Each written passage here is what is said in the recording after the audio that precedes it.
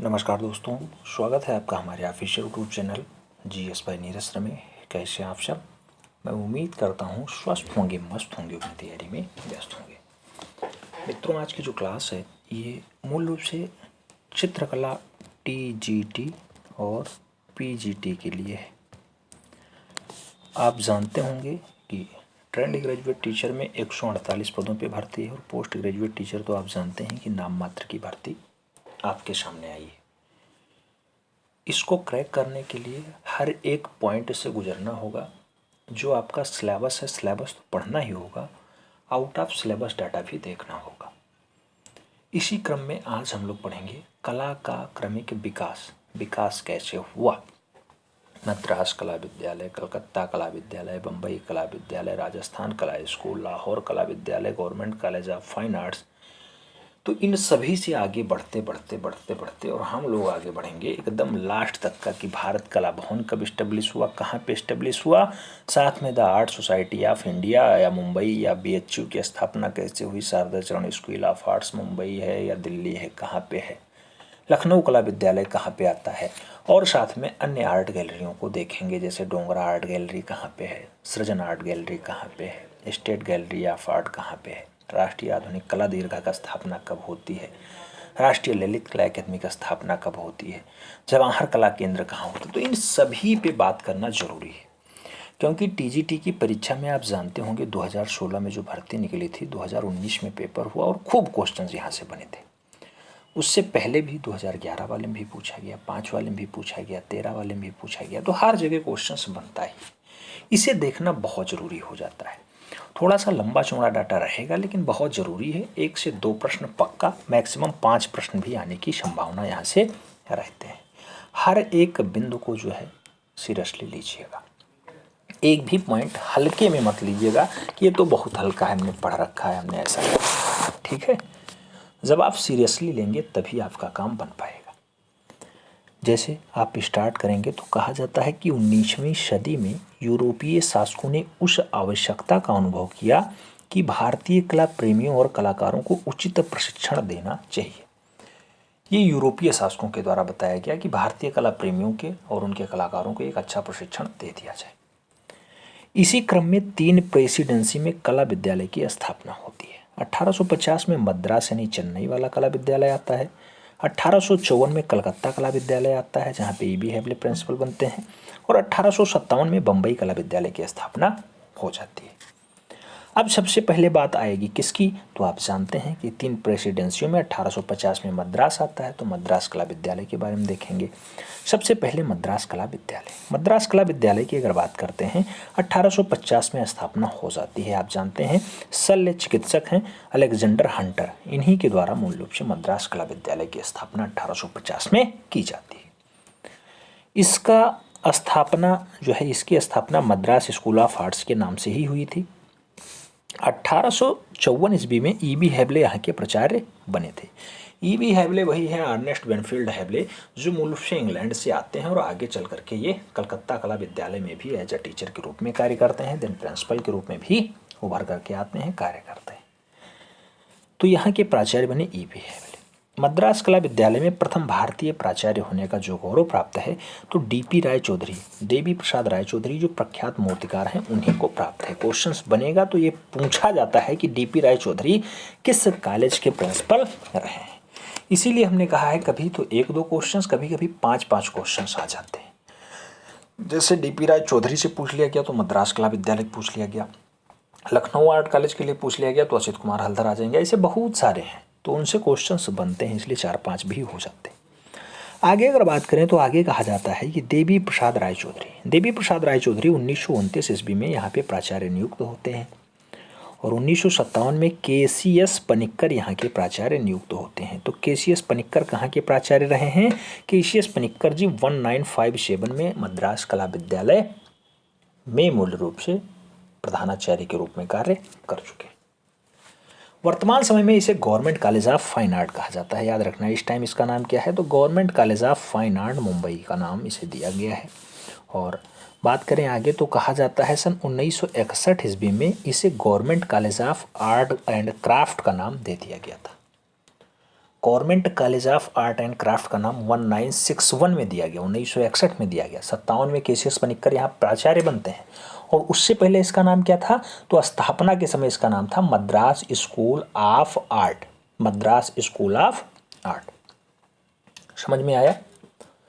कौन प्रिंसिपल होता है? डीपी राय चौधरी प्रिंसिपल होते हैं। स्थापना कौन करता है? अलेक्जेंडर हंटर करते हैं। कब करते हैं? 1850 में करते हैं। समझ में आया? आगे बढ़ेंगे।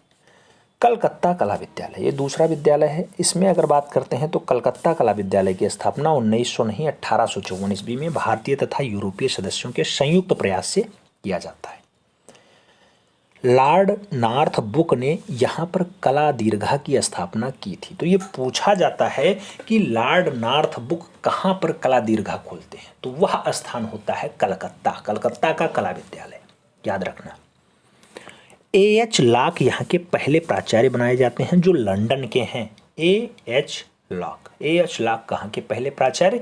तो पहले प्रिंसिपल A.H. लॉक होते हैं कलकत्ता कला विद्यालय के। सन 1864 ईस्वी में इसका नाम परिवर्तित कर दिया जाता है और गवर्नमेंट स्कूल ऑफ आर्ट्स कर दिया जाता है। तो ये क्वेश्चन पूछा जाएगा कि गवर्नमेंट स्कूल ऑफ आर्ट्स मूल रूप से नाम कब होता है कलकत्ता कला विद्यालय का? तो 1864 में होता है। 1896 ईस्वी में E.B. हेबले यहाँ के प्राचार्य नियुक्त होते हैं। E.B. हेबले मतलब अर्नेस्ट बेनफील्ड हेबले, वही E.B. हेबले हैं जो आगे चल करके अवनी बाबू को थोड़ा सा प्रमोट करते हैं और बंगाल स्कूल की स्थापना हो जाती है। अवनींद्रनाथ टैगोर जो है 1905 से 1915 तक कलकत्ता कला विद्यालय के प्रथम भारतीय प्राचार्य भी रहे हैं, पहले भारतीय प्राचार्य भी रहे हैं अवनींद्रनाथ टैगोर। ये पूछा जाता है अवनी बाबू से क्वेश्चंस कि अवनी बाबू मूल रूप से कलकत्ता कला विद्यालय के प्रिंसिपल कब रहे? तो वो रहे 1905 से 1915 तक। आगे सन 1951 ईस्वी में इसे पूर्णतः डिग्री कॉलेज के रूप में परिवर्तित कर दिया गया और इसका नाम जो हो गया वो government college of arts and craft कर दिया गया। किसका नाम किया गया? Government college of arts and craft. तो ये कलकत्ता कला विद्यालय का नाम किया गया था। कलकत्ता कला विद्यालय का नाम government college of arts and craft हो जाता है 1951 में हो जाता है।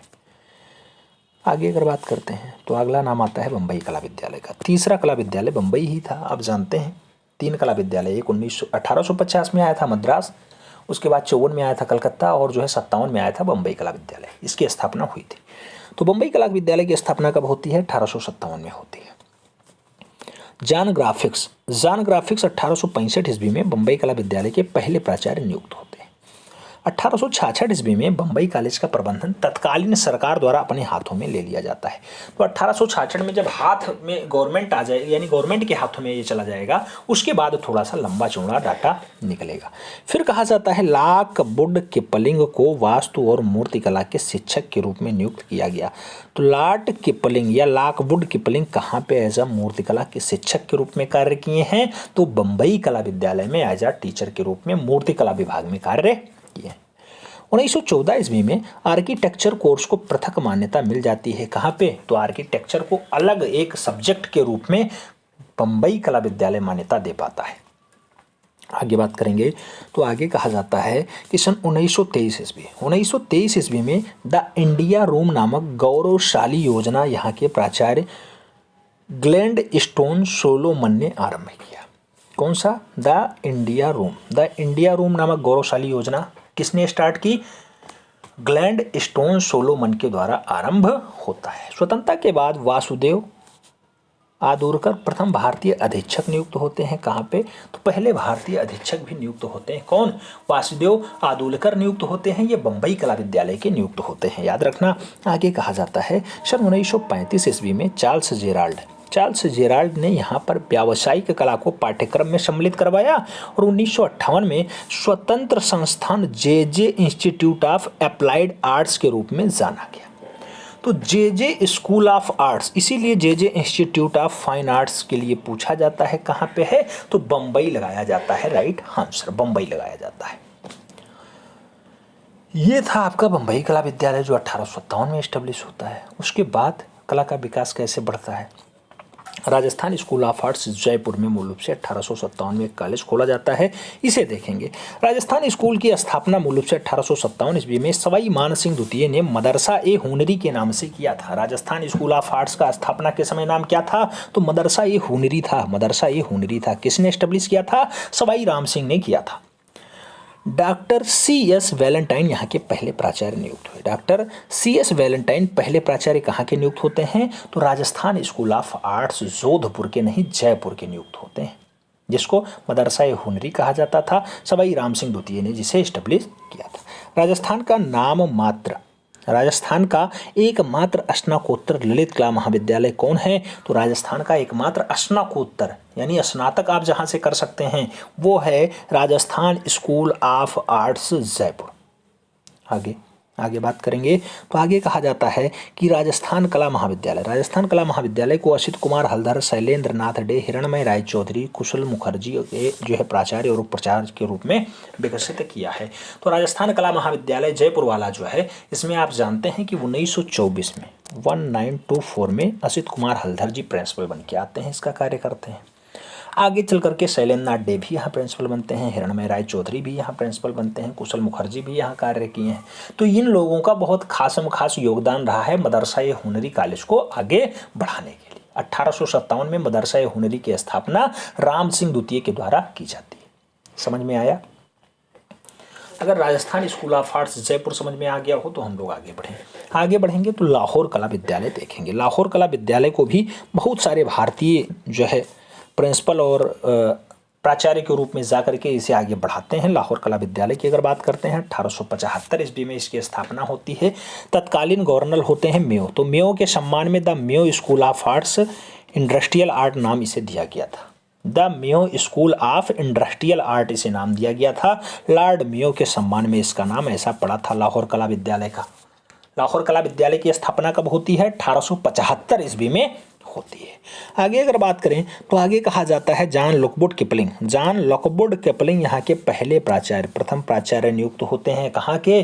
तो वो होता है कॉलेज लाहौर कला विद्यालय, जहाँ पे लॉकवुड किपलिंग पहले प्रिंसिपल नियुक्त होते हैं। आगे चल करके लाहौर कला विद्यालय को आज नेशनल कॉलेज ऑफ आर्ट्स के नाम से पुकारा जाता है। तो नेशनल कॉलेज ऑफ आर्ट्स को हो चाहे लाहौर कला विद्यालय 1875 वाला को हो, बात एक ही है। आज की डेट में नेशनल कॉलेज ऑफ आर्ट्स के नाम से जाना जाता है। सन 1929 से 1936 तक यहाँ पे BC सान्याल यानी भावेश चंद्र सान्याल एज अ टीचर के रूप में, शिक्षक के रूप में कार्य किए हैं। क्वेश्चंस जब भावेश चंद्र सान्याल से बनेगा तो क्वेश्चंस पूछा जाएगा ये कहाँ पे एज अ टीचर के रूप में कार्य किए थे, तो आप कहेंगे कि लाहौर कला विद्यालय में यानी Mayo college of arts, the Mayo school of industrial arts में मूल रूप से शिक्षक के रूप में कार्य किए। आगे अगर बात करते हैं तो आगे आ जाता है कि BC सान्याल ने, भावेश चंद्र सान्याल ने लाहौर में Lahore school of fine arts नाम से स्वतंत्र स्टूडियो भी स्थापित किया था। तो लाहौर में किसने स्वतंत्र स्टूडियो जो Lahore school of fine arts के नाम से चला, किसने एस्टेब्लिश किया? तो नाम होगा भावेश चंद्र सान्याल ने किया है। आगे समरेंद्र नाथ गुप्ता भी यहाँ पे प्राचार्य नियुक्त होते हैं और जो है बंगाल स्कूल का प्रचार प्रसार भी खूब अच्छे से समरेंद्र नाथ गुप्ता जी करते हैं।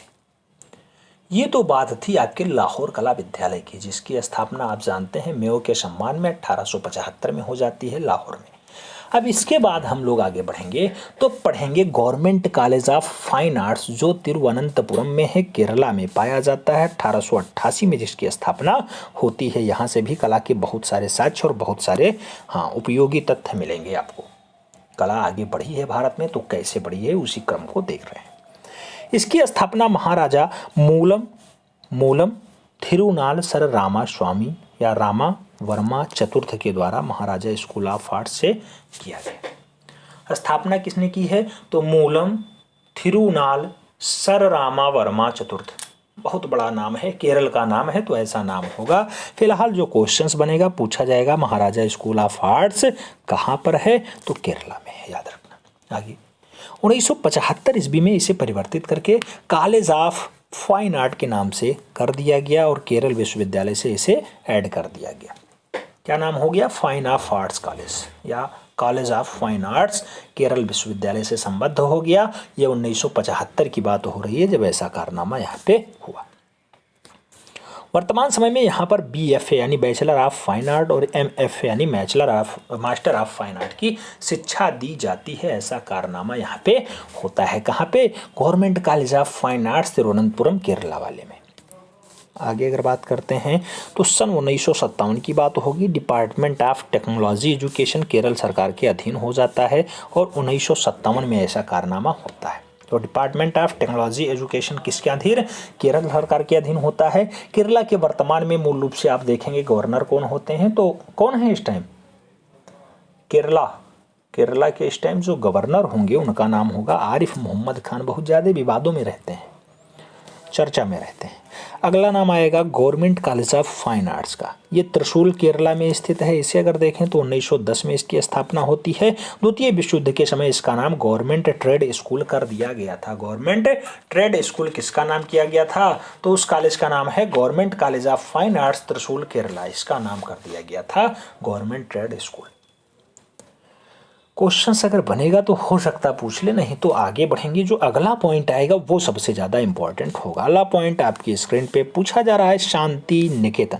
बहुत बढ़िया। शांति निकेतन की अगर बात करते हैं तो देवेंद्रनाथ टैगोर ने 1863 ईस्वी में पश्चिम बंगाल के वीरभूमि जिले में, याद रखना वीरभूमि जिले में आध्यात्मिक आश्रम की स्थापना की, जिसे शांति निकेतन नाम से जाना गया। किसने की?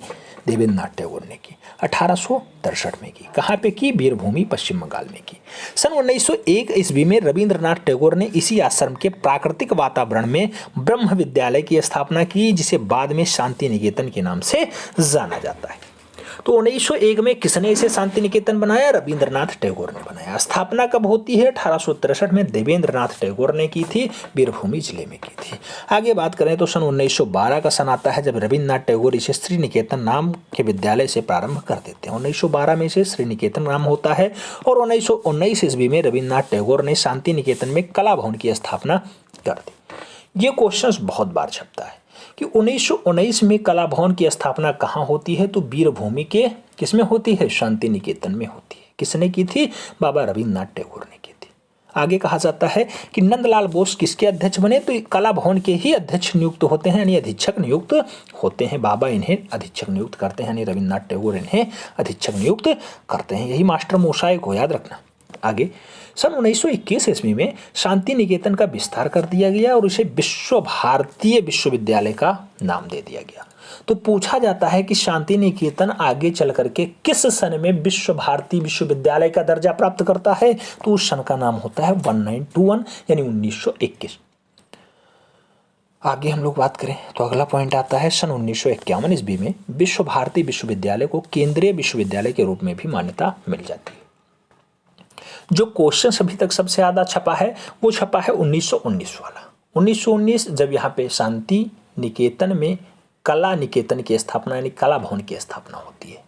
फिर इसके अध्यक्ष या अधीक्षक नंदलाल बोस बनाए जाते हैं। उसके बाद जो पूछा जाता है 1921 का सन पूछा जाता है जब इसे विश्व भारती विश्वविद्यालय का नाम दे दिया जाता है, वो सन। फिर केंद्रीय विद्यालय के रूप में मूल रूप से 1951 में भारत सरकार इसे अडॉप्ट कर लेती है।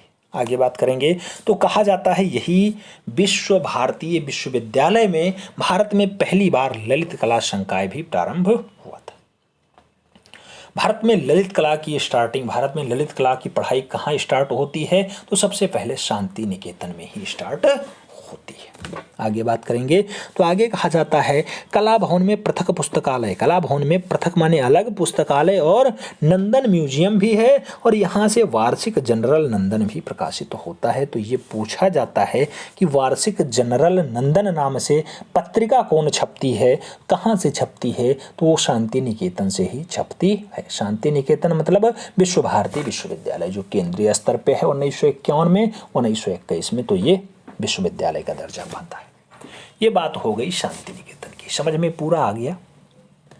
अगर पूरा समझ में आ गया हो कि देवेंद्रनाथ टैगोर 1863, फिर 1901 रविंद्रनाथ टैगोर इसे शांति निकेतन, फिर 1912 टैगोर ने श्री निकेतन, देन 1919 में से शांति निकेतन में कला भवन, 1921 में आगे चल करके क्या होता है? तो 1921 में मूल रूप से इसे विश्व भारती विश्वविद्यालय मिलता है और 1951 में इसे भारत सरकार केंद्रीय विश्वविद्यालय का दर्जा देती है। पूरा समझ में आया हो तो आगे बढ़ेंगे, इंदौर कला विद्यालय को पढ़ेंगे।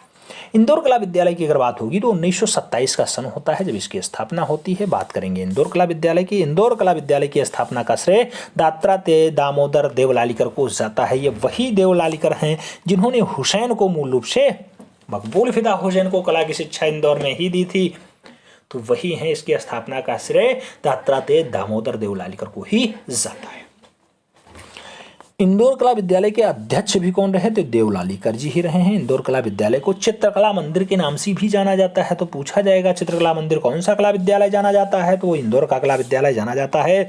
आगे बात करेंगे तो कहा जाता है नारायण श्रीधर बेंद्रे, देवकृष्ण जटाशंकर जोशी, विष्णु चंचालिकर, GM सोलंगवांकर, मकबूल फिदा हुसैन आदि कलाकार ने इसी कला महाविद्यालय को गौरवान्वित किया है। यानी नारायण श्रीधर बेंद्रे हों, चाहे मकबूल फिदा हुसैन हों, चाहे आगे करके GM सोलंगवांकर हों या फिर देवकृष्ण जटाशंकर जोशी हों, सभी लोगों का संबंध जो रहा है उनका संबंध इंदौर कला विद्यालय से रहा है। इंदौर कला विद्यालय के बाद हम लोग पढ़ेंगे लखनऊ कला विद्यालय। लखनऊ कला विद्यालय की अगर बात करते हैं तो पूछा जाता है सन 1917 ईस्वी में इसका नाम क्या था? तो government college school of arts and craft रहा। लखनऊ कला विद्यालय 1892 में इस्टेब्लिश होता है। इसके पहले प्राचार्य तो नाथानियन हार्ड किसके पहले प्राचार्य यानी पहले प्रिंसिपल बनाए जाते हैं? तो लखनऊ कला विद्यालय के बनाए जाते हैं। 1925 ईस्वी में असित कुमार हल्दर आते हैं, लखनऊ कला विद्यालय के प्रथम भारतीय प्राचार्य नियुक्त होते हैं।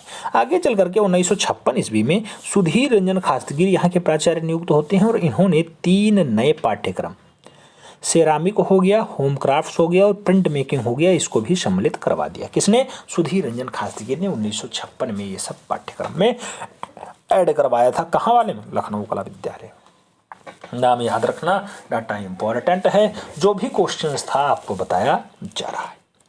लखनऊ कला विद्यालय अगर समझ में आ गया हो तब हम लोग आगे बढ़ें और शारदा चरण उकील ऑफ आर्ट्स नई दिल्ली का कॉलेज देखते हैं। शारदा चरण उकील स्कूल ऑफ आर्ट्स नई दिल्ली 1926 में एस्टेब्लिश होता है। सन 1969 ईस्वी में यहाँ 3 वर्षीय चित्रकला डिप्लोमा तथा 1 वर्षीय अप्लाइड आर्ट डिप्लोमा प्रदान किए जाने का प्रावधान भी हो जाता है। इसका प्रारंभिक आधुनिक कलाकार शारदा चरण उकील द्वारा स्थापित किया गया। तो इसके आधुनिक कलाकार कौन होते हैं? शारदा चरण उकील ही होते हैं। यहाँ से बहुत लंबा चौड़ा क्वेश्चंस नहीं पूछा जाएगा। इसके बाद नाम आएगा वनस्थली विद्यापीठ का। तो वनस्थली विद्यापीठ कहाँ पे है? राजस्थान में है। स्थापना कब होती है? 1937 में यानी 1937 में होती है। तो इसे देख लेते हैं। 1935 ईस्वी में वनस्थली विद्यापीठ की स्थापना हीरा लाल शास्त्री ने श्री शांताबाई शिक्षा कुटीर नाम से की थी। शांताबाई शिक्षा कुटीर के नाम से 1935 में इसकी स्थापना होती है। 43 में इसे वनस्थली नाम दे दिया जाता है। 1943 में इसे वनस्थली नाम दे दिया जाता है। 1937 में देवकी नंदन शर्मा ने वनस्थली विद्यापीठ में चित्रकला विभाग की स्थापना कर दी। तब से इसे चित्रकला विभाग की स्थापना के रूप में जाना जाता है, इसीलिए 1937 का नाम आता है। नहीं तो आप जानते हैं वनस्थली विद्यापीठ 1935 में स्थापित होता है, लेकिन जब चित्रकला विभाग आता है तब इसकी स्थापना 1937 मान लिया जाता है। ठीक है। वनस्थली विद्यापीठ भारत का एकमात्र संस्थान है जो भित्तीय मतलब दिवाली पे चित्रण मूल रूप से जयपुर तकनीकी, आयरस और इटालियन तकनीकी का प्रशिक्षण देता है। तो आज भी वनस्थली विद्यापीठ मूल रूप से आपको भित्तीय चित्रण और जयपुर तकनीकी का आराइश चित्रण का जो है तकनीकी का विकास समझाता है और बताता है, प्रशिक्षण देता है। बात करें सन 1953 की, तो 1953 में वनस्थली विद्यापीठ में भित्तीय चित्रण समर कैंप का आयोजन होता है। तो 1953 में समर कैंप आयोजित होता है वनस्थली विद्यापीठ राजस्थान में। ये बात थी वनस्थली विद्यापीठ के बारे में। वनस्थली विद्यापीठ के बाद जो कॉलेज का नाम आएगा उसका नाम होगा कॉलेज ऑफ आर्ट्स नई दिल्ली। कॉलेज ऑफ आर्ट्स कहाँ पे है? नई दिल्ली में हो। 1942 में स्थापना होती है। 1942 में नई दिल्ली कला विद्यालय का प्रारंभ शिक्षा मंत्रालय के द्वारा किया जाता है।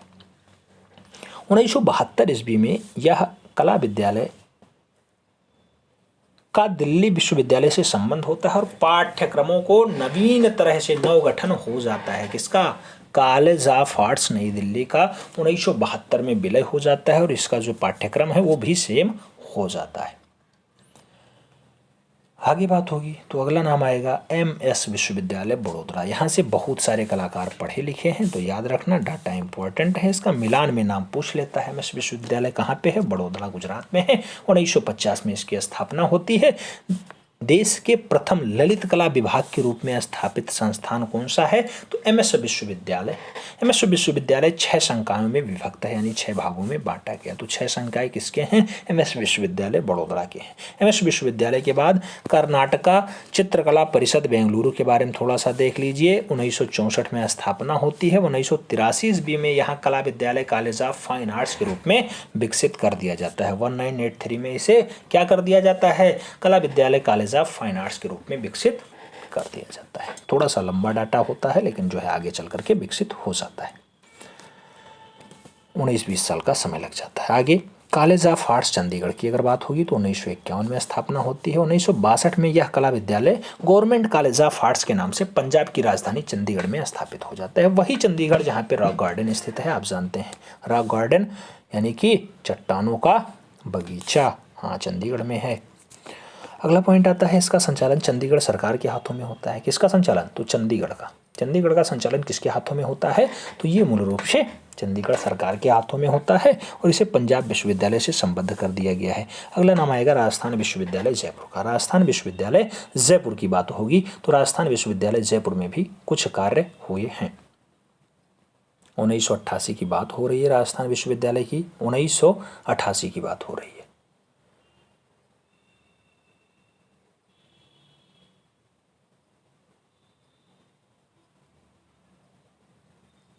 बात करेंगे राजस्थान विश्वविद्यालय की स्थापना की तो 1947 में इसका राजपूताना विश्वविद्यालय के नाम से इसकी स्थापना होती है। 1974 ईस्वी में यहाँ पे एमए चित्रकला विभाग जो है प्रारंभ किया जाता है। राजस्थान विश्वविद्यालय में सन 1986 ईस्वी में दृश्य कला विभाग की भी स्थापना हो जाती है। दृश्य कला विभाग कब स्थापित होता है? 1986 में स्थापित हो जाता है। 1986 में स्थापित हो जाता है। कहाँ पे? राजस्थान कला विश्वविद्यालय में। ठीक है, आगे बात करेंगे रविंद्र भारती विश्वविद्यालय कहाँ पे है? तो ये कोलकाता में है। 1972 में इसकी स्थापना होती है। तो दृश्य कला संकाय की स्थापना कब होती है? 1972 में रविंद्र भारती विश्वविद्यालय में दृश्य कला विभाग की स्थापना होती है। इसके संस्थापक डीन जो रहे हैं वो सोमन सोम और उप कुलपति रामा चौधरी रहे हैं। रामा चौधरी रहे हैं। संस्थापक डीन कौन रहे हैं? तो सोवन सोम रहे हैं। सोवन सोम रहे हैं। किसके? रविंद्र भारती विश्वविद्यालय की स्थापना कब होती है? 1972 यानी 1972 में होती है। आगे बात करेंगे तो आगे आता है बनारस हिंदू विश्वविद्यालय। बनारस हिंदू विश्वविद्यालय की अगर बात करते हैं तो 1916 में मदन मोहन मालवीय के द्वारा इसकी स्थापना होती है।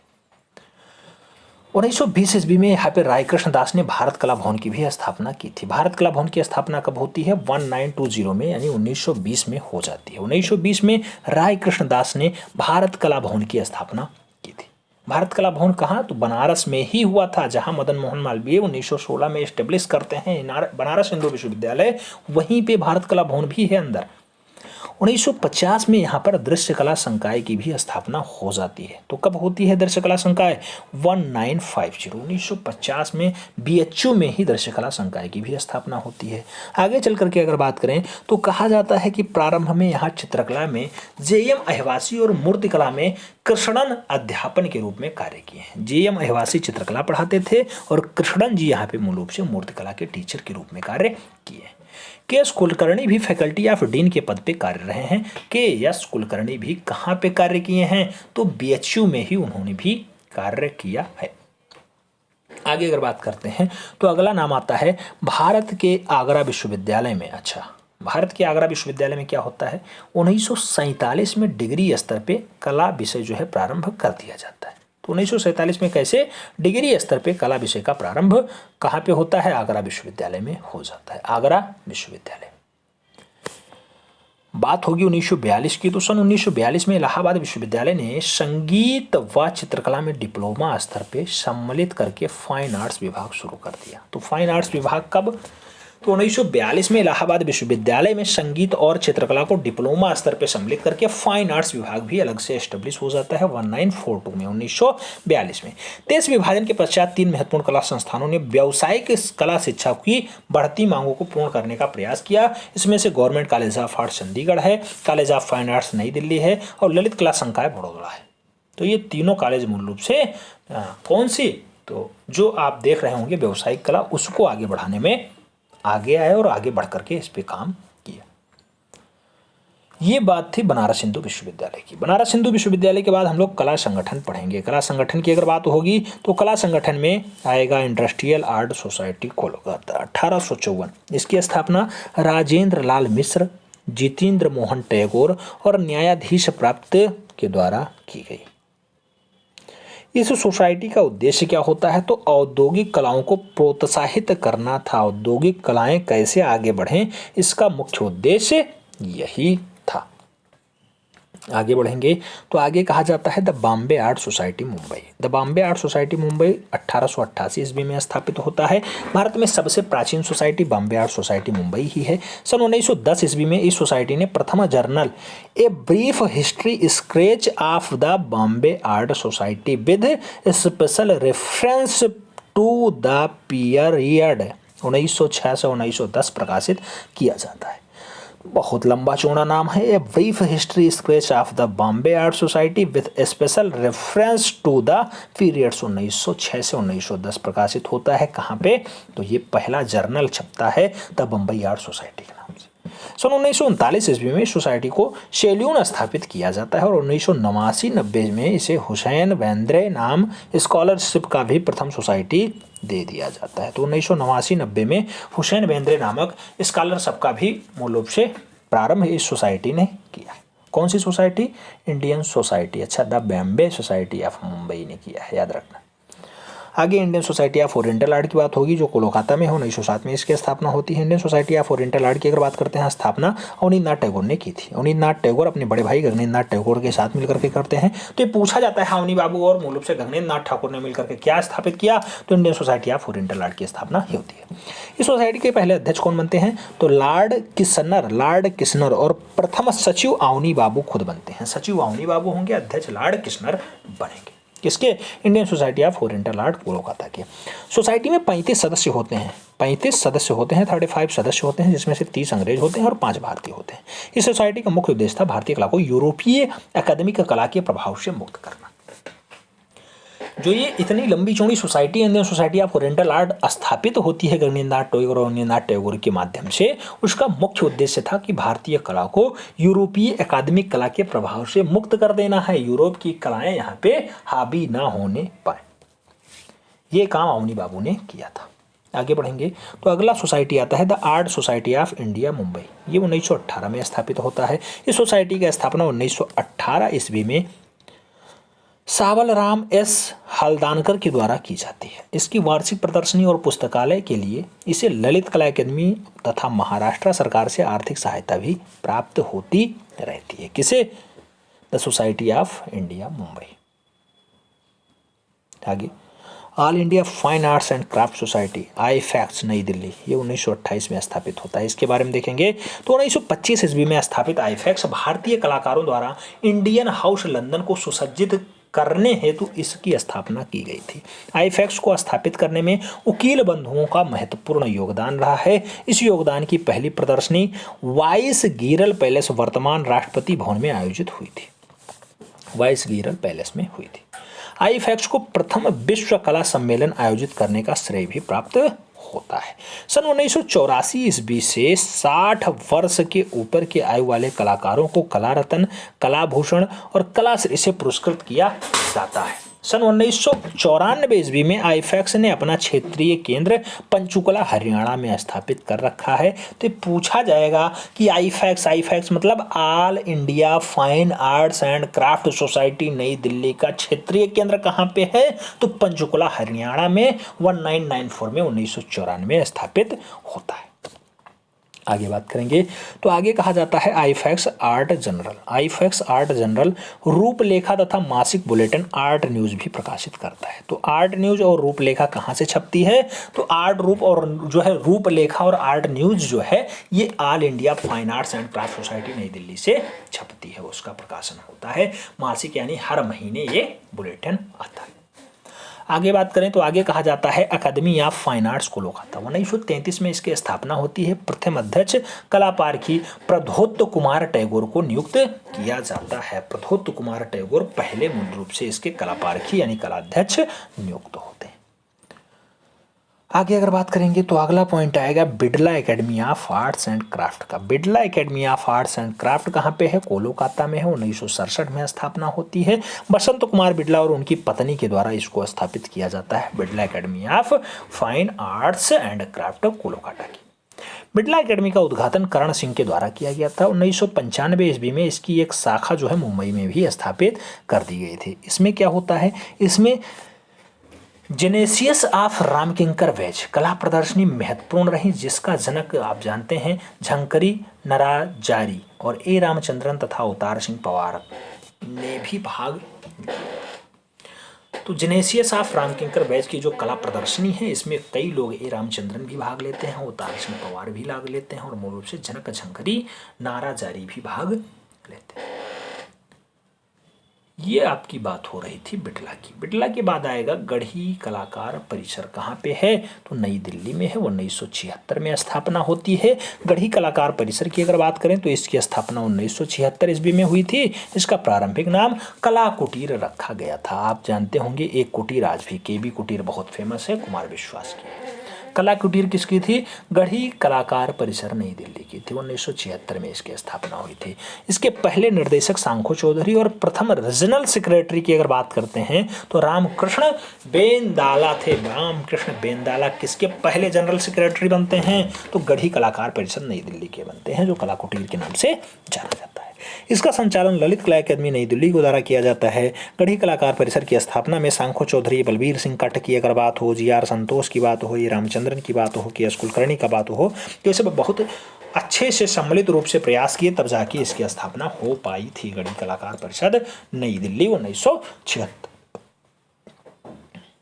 गढ़ी कलाकार के बाद एक खास नाम आएगा जिसका नाम होगा भारत भवन भोपाल। भारत भवन भोपाल में स्थित है। 1982 में स्थापना होती है। उद्घाटन तत्कालीन प्रधानमंत्री इंदिरा गांधी करती हैं। 13 फरवरी 1982 को इसकी जो है उद्घाटन किया जाता है। भारत भवन भोपाल का वास्तुकार कौन रहा? तो चार्ल्स कोरिया इसका वास्तुकार रहा है। भारत भवन भोपाल के संग्रहालय को शामपांकर के नाम से जाना जाता है। शामपांकर के नाम से भी जाना जाता है। भारत भवन भोपाल के संस्थापक कौन रहे? तो संस्थापक के रूप में नाम ज्यादा इंपॉर्टेंट है, अशोक वाजपेयी रहे हैं। जय स्वामीनाथन भारत भवन भोपाल के प्रथम निर्देशक बनते हैं। जगदीश स्वामीनाथन भारत भवन के पहले निर्देशक के रूप में कार्य किए। भारत भवन के 5 अंग होते हैं, याद रखना। रूपांकर होता है, रंगमंडल होता है, वारगर्थ होता है, अनहद होता है और छवि होता है। ये 5 अंग भारत कला भवन नहीं, भारत भवन भोपाल वाला भारत भवन के हैं, जिसकी स्थापना आप जानते हैं कि मूल रूप से वास्तुकार तो चार्ल्स कोरिया होता है। संस्थापक के नाम से आप जानते होंगे कि कौन है? अशोक वाजपेयी होते हैं। इसका उद्घाटन 13 फरवरी 1982 को तत्कालीन प्रधानमंत्री इंदिरा गांधी के द्वारा किया गया था। भोपाल मध्य प्रदेश में स्थित। आगे बढ़ेंगे। आगे होगी Mohile Parikh centre for the visual arts Mumbai. 1990 में स्थापित होता है। इसकी स्थापना 1990 में बम्बई में शैली जे पारीख द्वारा की गई थी, या शैला जे पारीख के द्वारा किसकी स्थापना की गई? Mohile Parikh centre for the visual arts की स्थापना की जाती है। ये कला को धीरे धीरे कलाकारों को बढ़ाने का काम होता है। कलाकार आते हैं, इसे आगे बढ़ाते हैं, पढ़ते हैं, पढ़ाते हैं और लोगों के बीच जागृति को कुल मिलाकर के अपने अपने सोपान को बढ़ाते रहते हैं। आगे बढ़ें तो आगे आता है जवाहर कला केंद्र। कहाँ पे है? जयपुर में है। कब स्थापित होता है? 1993 में स्थापित होता है। जवाहर कला केंद्र का प्रारूप सन 1986 ईस्वी में चार्ल्स कोरिया ने तैयार किया था। जवाहर कला केंद्र का उद्घाटन 1993 में हुआ था। जवाहर कला केंद्र का निर्माण 9 ग्रहों के आधार पर मान करके किया गया था। बात करें राष्ट्रीय ललित कला अकादमी की, क्वेश्चंस खूब छपेगा। स्थापना कब होती है? 1954 में होती है। कब होती है? 5 अगस्त 1954 को तत्कालीन शिक्षा मंत्री मौलाना अबुल कलाम आजाद के द्वारा नई दिल्ली में किया गया था। राष्ट्रीय ललित कला अकादमी का पंजीकरण एक संस्था के रूप में 1957 में हुआ था। बात करें आगे तो कहा जाता है ललित कला अकादमी के प्रथम अध्यक्ष मूर्तिकार DP राय चौधरी बनते हैं। ये क्वेश्चंस खूब बना जाता है। और पहले सचिव कौन बनाए जाते हैं? तो वारदा चरण वकील बनाए जाते हैं। शारदा चरण वकील के बड़े भाई हैं वारदा चरण वकील, इन्हें पहला सचिव बनाया जाता है ललित कला अकादमी नई दिल्ली, जो 5 अगस्त 1954 को स्थापित होता है। आगे 1955 में राष्ट्रीय ललित कला अकादमी वार्षिक कला प्रदर्शनी 1974, 75, 76 को छोड़ करके करती रही है। हर साल जो है वार्षिक कला प्रदर्शनी होती रहती है। त्रैवार्षिक भारत तथा त्रिनाले इंडिया का भी आयोजन सन 1968 से राष्ट्रीय ललित कला अकादमी करती रहती है। चाहे त्रैवार्षिक भारत को हो, चाहे वो त्रिनाले को हो, त्रिनाले इंडिया का जो है आयोजन भारतीय ललित कला अकादमी के द्वारा, जिसकी स्थापना आप जानते हैं कि 5 अगस्त 1954 को मौलाना अबुल कलाम आज़ाद ने किया था, वो करती रहती है। हर तीसरे साल मूल रूप से त्रिनाले अवार्ड भी मिलता है, त्रिनाले इंडिया का आयोजन भी होता रहता है। राष्ट्रीय ललित कला अकादमी कला संवाद नामक पत्रिका का भी प्रकाशन करता है। तो पूछा जाता है कला संवाद कहाँ से छपता है, तो मूल रूप से ललित कला अकादमी नई दिल्ली से ही छपता है। राष्ट्रीय ललित कला अकादमी नई दिल्ली से छपता है कला संवाद। आगे तो समसामयिक कला पत्रिका कला, ललित कला और कला का कंटेम्परेरी भी प्रकाशित होता है। कहाँ से, तो ललित कला अकादमी नई दिल्ली से ही प्रकाशित होता है। प्रथम ललित कला अकादमी रत्न, जिसे कला रत्न कहा जाता है, किसे मिला, तो यामिनी रंजन राय को मिला, 1955 में मिला। भारत का पिकासो जिन्हें कहा जाता है, उन्हें सबसे पहले कला रत्न दिया गया। ललित कला अकादमी के क्षेत्रीय केंद्र बिंदु कौन कौन से हैं, तो क्षेत्रीय केंद्र बिंदु की अगर बात करते हैं तो ललित कला अकादमी के क्षेत्रीय केंद्र बिंदु में दिल्ली है, चंडीगढ़ है, लखनऊ है, कलकत्ता है, चेन्नई है, भुवनेश्वर है, शिमला है। तो शिमला, भुवनेश्वर, चेन्नई, कोलकाता, लखनऊ, चंडीगढ़ और दिल्ली में मूल रूप से ललित कला अकादमी का क्षेत्रीय केंद्र भी स्थापित हो चुका है। राष्ट्रीय आधुनिक कला दीर्घा नई दिल्ली की अगर बात करते हैं तो ये दूसरा है, 1954 में इसकी भी स्थापना होती है, राष्ट्रीय आधुनिक कला दीर्घा। इसकी अगर बात करते हैं तो इसके लिए 29 मार्च 1954 को राष्ट्रीय आधुनिक कला दीर्घा का उद्घाटन हरमन गोयत्स को इसका अध्यक्ष बनाया जाता है। एनजीएमए की एक शाखा मुंबई में सन 1996 ईस्वी में कोवासाजी जहांगीर संग्रहालय में स्थित होती है। एनजीएमए की दूसरी शाखा बेंगलुरु में 2009 में स्थापित होती है। एनजीएमए की औपचारिक उद्घाटन 1954 ईस्वी में राष्ट्रपति होते हैं एस राधाकृष्णन और प्रधानमंत्री पंडित जवाहरलाल नेहरू की उपस्थिति में किया जाता है। एनजीएमए मतलब राष्ट्रीय आधुनिक कला दीर्घा नई दिल्ली। आगे अगर बात करते हैं तो बहुत सारी कला प्रदर्शनियां होंगी, बहुत सारे प्रमुख आर्ट गैलरियां होंगी, उन्हें देखने का प्रयास होगा। जैसे बम्बई की प्रमुख आर्ट गैलरी कौन कौन सी हैं, तो ताज आर्ट गैलरी पूछी जाए मुंबई में है, बिरला आर्ट गैलरी पूछी जाए मुंबई में है, टाओ आर्ट गैलरी की अगर बात करें मुंबई में है, पंडोल आर्ट गैलरी की अगर बात करें मुंबई में है, पारामल आर्ट गैलरी की बात करें मुंबई में है, समरोजा आर्ट गैलरी की अगर बात करें तो ये भी मूल रूप से मुंबई में पाई जाती है समरोजा आर्ट गैलरी, और मोच आर्ट गैलरी भी मुंबई में है। द गिल्ड आर्ट गैलरी कहाँ पे है, ये भी मुंबई में है। और बोधी आर्ट गैलरी की अगर बात करें तो ये भी मुंबई में ही स्थित है, जिसमें बिरला आर्ट गैलरी इंपॉर्टेंट है, ताज आर्ट गैलरी इंपॉर्टेंट है, दोनों मुंबई में है, याद रखना। आगे बात होगी दिल्ली के प्रमुख आर्ट गैलरियों की। दिल्ली की अगर आर्ट गैलरियों की बात करें तो सबसे पहले त्रिवेणी कला संगम, याद रखना बहुत इंपॉर्टेंट है, बहुत सारे लोग इसे प्रयागराज लगा देते हैं। त्रिवेणी कला संगम नई दिल्ली में है। विजुअल आर्ट गैलरी की अगर बात होगी नई दिल्ली में है। धूमीमल आर्ट गैलरी की अगर बात हो नई दिल्ली में होगा। बटेरा आर्ट गैलरी कहाँ स्थित है, बटेरा आर्ट गैलरी नई दिल्ली में स्थित है। बोधी आर्ट गैलरी की अगर बात करें नई दिल्ली में स्थित है। आर्ट टुंडे की अगर बात करते हैं तो नई दिल्ली में ही स्थित है। दिल्ली के प्रमुख आर्ट गैलरी संस्थानों में त्रिवेणी कला संगम बहुत फेमस होता है, और जो है बोधी आर्ट गैलरी भी फेमस होता है। बोधी आर्ट गैलरी हालांकि मुंबई में भी है, लेकिन दिल्ली में भी है, ठीक है। आगे बात होगी तो कहा जाता है अन्य प्रमुख आर्ट गैलरियाँ कहाँ कहाँ हैं। जैसे अहमदाबाद नी गुफा, जिसे हुसैन दोशी नी गुफा कहा जाता है, अहमदाबाद में स्थित है।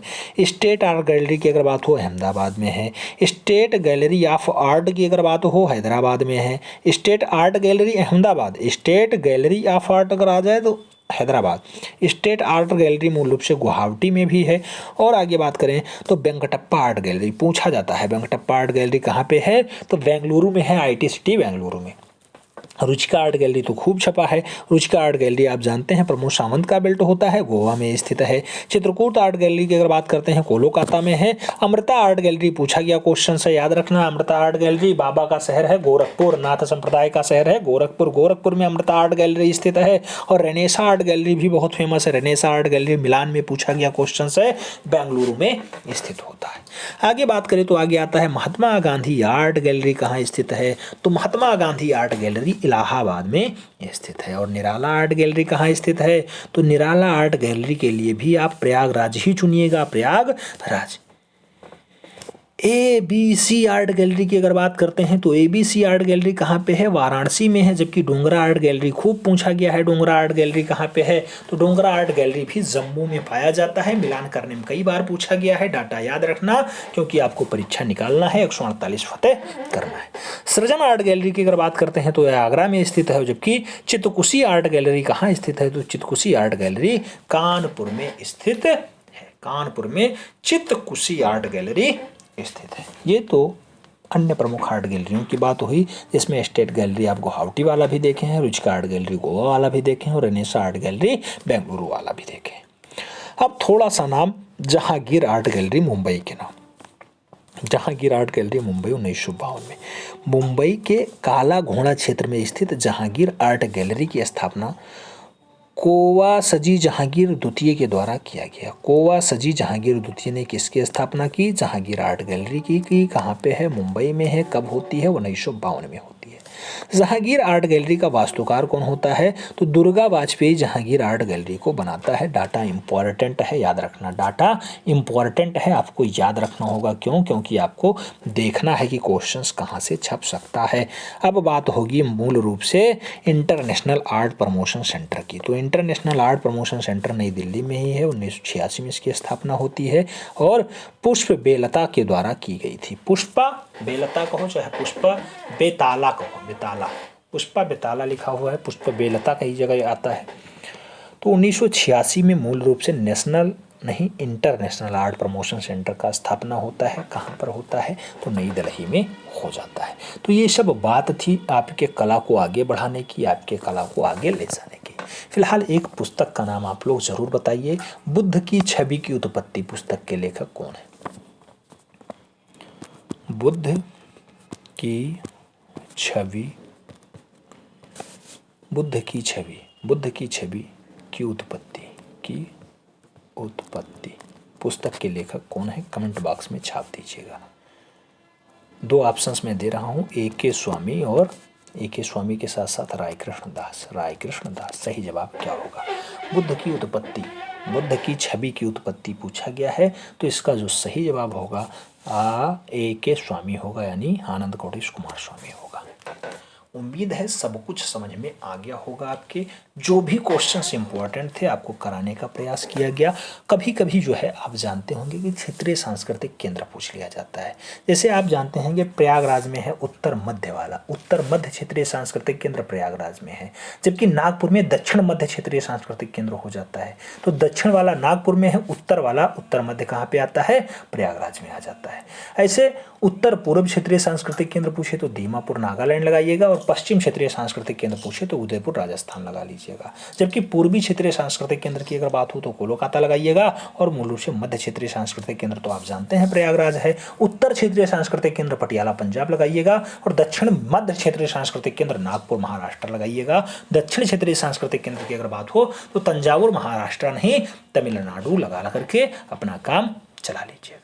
हमें उम्मीद है सब कुछ समझ में आया होगा आपके। आप यहाँ से जो से 4 से 5 प्रश्न, कभी कभी तो 7-8 प्रश्न भी बन जाते हैं, उन्हें कवर कर लेंगे।